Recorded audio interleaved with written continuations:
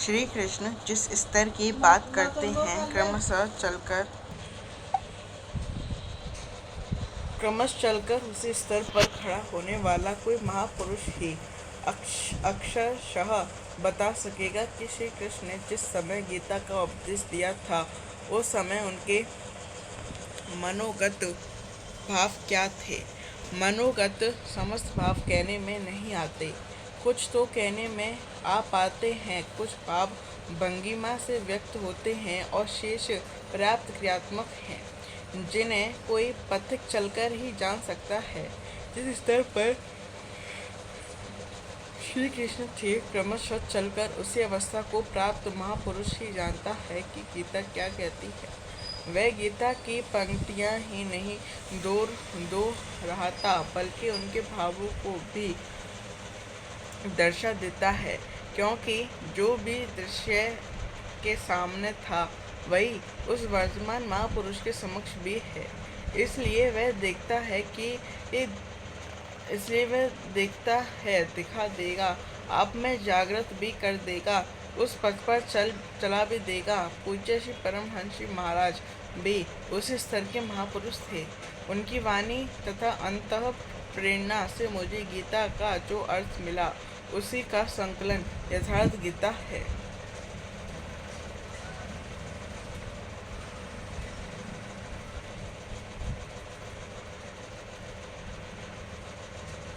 गुरु वंदना।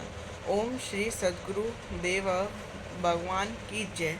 जय सद्गुरु देवम परमानंदम अमर शरीरम अविकारी निर्गुण निर्मूलम धरी संथलुम काटन शूलम भारी सूरत निज सोहम कलिमल खोहम जन्मन मोहन छवि बारी अमरापुर वासी सब सुख राशि सदा एकरस निवकारी अनुभव गंभीर मति के धीरा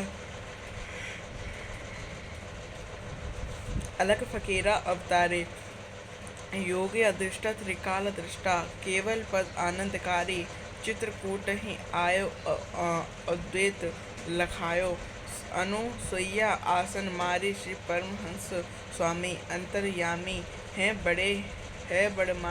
बड़नामी संसारी हसन हितकारी जगप गुधारी गर्व प्रहाई उपकारी सतपंथ चलाए भ्रम मिटाए रूप लखाए करतारी। यह शिष्य है तेरो करत निहोरे मोपर हेरो प्रणधारी।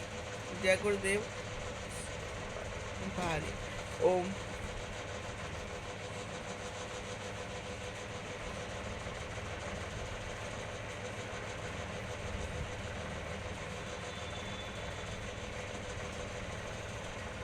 श्री मानव मात्र का धर्मशास्त्र है। महर्षि वेदव्यास। श्री कृष्ण कालीन महर्षि वेदव्यास से पूर्व कोई भी शास्त्र पुस्तक के रूप में उपलब्ध नहीं था। ऋतु ज्ञान की इस परंपरा को तोड़ते हुए उन्होंने 4 वेद, ब्रह्मसूत्र, महाभारत, भागवत एवं गीता जैसे ग्रंथों में पूर्व संचित भौतिक एवं आध्यात्मिक ज्ञान रहस्य को संकलित कर अंत में स्वयं ही निर्णय दिया कि गीता सुगीता कर्तव्य किम ने शास्त्री विस्तरे या स्वयं पश्यना बस्य मुख पद द्विना मृता।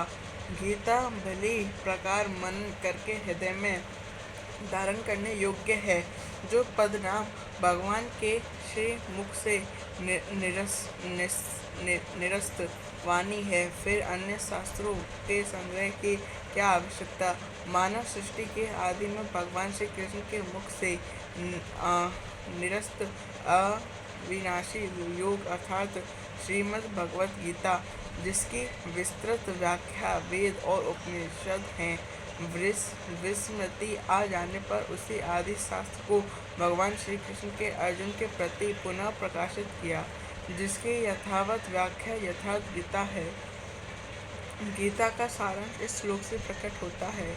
एकम शास्त्रम देवकी पुत्र गीतम, एको देवो देवकी पुत्र एव, एको मंत्रस्य नामानि यानि कर्मापेकम तस्य देवस्य सेवा, अर्थात एक ही शास्त्र है जो देव के पुत्र भगवान ने श्री मुख के गायन किया। गीता एक ही प्राप्त करने योग्य देव है। उस गायन में जो सत्य बताया, आत्मा सिवाय आत्मा के कुछ भी शाश्वत नहीं है। उस गायन में उन महायोगेश्वर ने क्या जपने के लिए कहा। ओम। अर्जुन, ओम अक्षय परमात्मा का नाम है, उसका जाप कर और ध्यान मेरा धर। एक ही कर्म है गीता में वर्णित, परम देव एक परमात्मा की सेवा। उन्हें श्रद्धा से अपने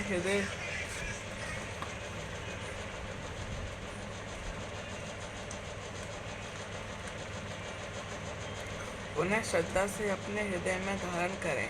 वर्ष पश्चात परिवर्तित जिन महापुरुषों ने एक ईश्वर को सत्य बताया, गीता के ही ईश्वर से डरना, अन्य किसी को ईश्वर न मानना, यहाँ तक तो सभी महापुरुषों ने बताया, किंतु ईश्वरीय साधना,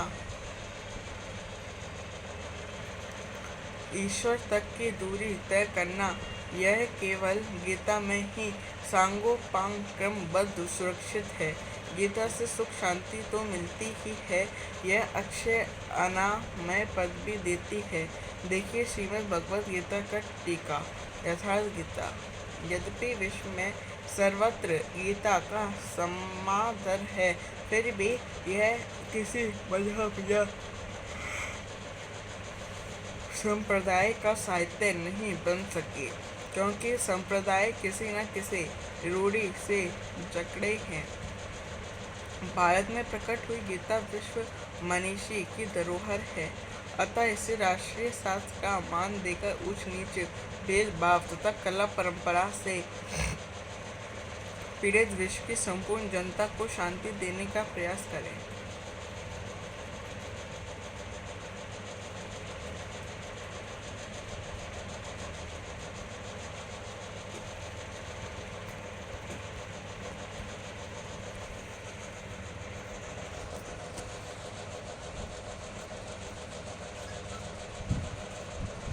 धर्म सिद्धांत एक। सभी प्रभु के पुत्र। ममे वाशुम जीव लोके जीव भूता सनातना मना सष्टा निद्रप्यानी प्रकृति सतनी कष्ट। सभी मानव ईश्वर की संतान हैं। मानव तन की सार्थकता। अनित्यम सुखम लोकमिमं प्राप्य वजसव माम सुख रहित ने अंतत सुखम लोकप्रियम प्राप्य वजसम माम सुख रहित क्षण भंगुर किंतु दुर्लभ मानव तन को पाकर मेरा भोजन कर, अर्थात भजन का अधिकारी मनुष्य शरीरधारी को है। मनुष्य की केवल दो जाति, दो भूत सर्गो लोके सना असुर एव च देवो विस्तरस्य आसुरम पार्थ में शृणु।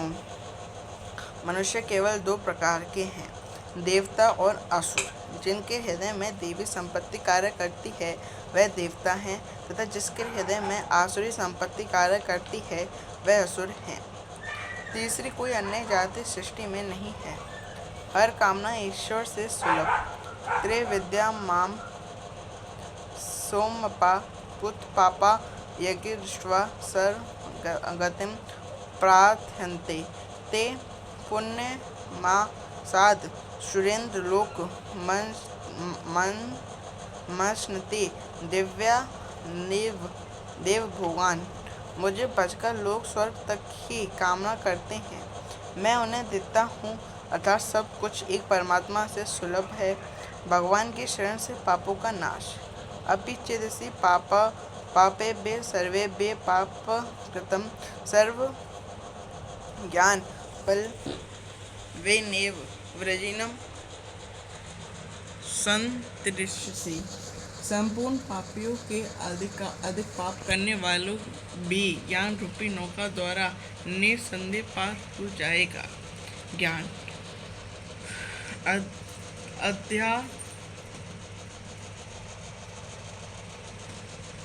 अध्यात्म ज्ञान नित्यम तत्व ज्ञानार्थ।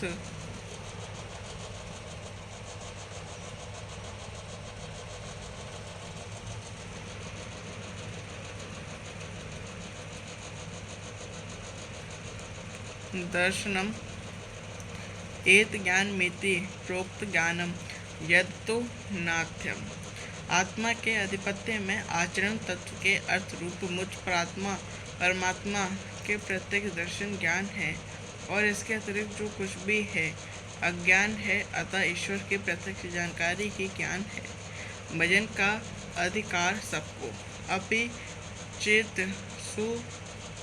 सुदूराचारो भजते माम नन्य भाग साधुरेव स मंतव्य समवज्ञ वसिष्ठो ही सह क्षिपम भवति धर्मात्मा शव शांतिम नेकषति कौन ते प्रति जानिहि न में भक्त प्रणश्यति। अत्यंत दुराचारी भी मेरा भजन करके शीघ्र ही धर्मात्मा हो जाती हैं एवं सदा रहने वाले शाश्वत शांति को प्राप्त कर लेता है। अतः धर्मात्मा वह है जो एक परमात्मा के प्रति समर्पित है, और भजन करने का अधिकार दुराचारी तक को है। भगवत पद में बीज का नाश नहीं। नेहाभिक्रम नाशो सृष्टि प्रत्यवायो न विद्यते स्वलमस्य धर्मस्य त्रायते महतो भयात्। इस आत्मदर्शन की क्रिया का स्वलभ आचरण भी जन्म मरण के महान भय से उद्धार करने वाला होता है। ईश्वर का निवास। ईश्वर सर्वभूतानां हृदये तिष्ठति ब्रह्मण्येन सर्वभूतानि यंत्रारूढ़ानि माया। ईश्वर सभी भूत प्राणियों के हृदय में रहता है। तमें शरणं गच्छ सर्वभावेन भारत तत्प्रसादात् परां शांतिं स्थानम्।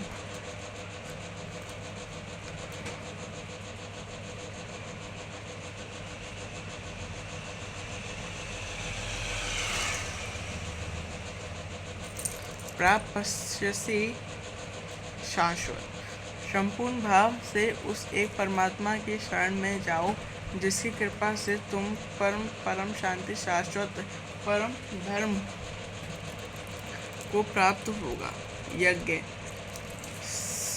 सर्वाणि निद्र्य कर्माणि प्राण कर्माणि चापरे आत्म संयम योगा ग्रोन ज्योति ज्ञान दीप्यते। संपूर्ण इंद्रियों के व्यवहार को, मन की चेष्टाओं को ज्ञान से प्रकाशित। दुकान पे जाइयो, दुकान देखिए।